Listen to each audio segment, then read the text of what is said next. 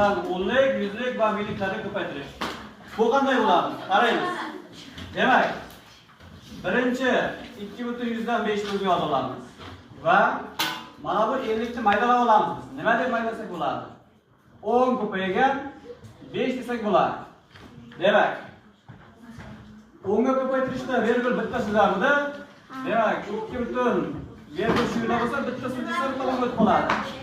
Demak, 20,5 ko'paygan 5. Buni ko'paytirsak 5 kara 5. 25. 2 yoqda 0 kara 5. 0 2 yoqda bilan 2 kara 2 kara 5 10.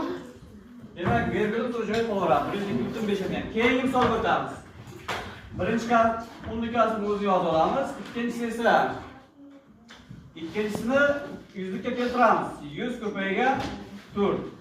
Demak, ikkita nol bo'lgani uchun virgulimiz ikkita orqali chizildi, ya'ni mana bu yerga kelib qoladi. Hop, 43,6 ko'paygan 4. Buni ko'paytiradigan bo'lsak, 6 kara 4 24, 2 yoqda 3 kara 4 12, 2 yoqdagi bilan 4, 1 yoqda 16, 17. Demak,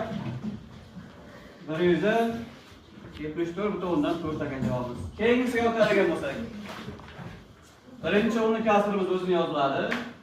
Ikkinchisi esa 10 ga keltirsak 1000 ko'paygan 5 ekan.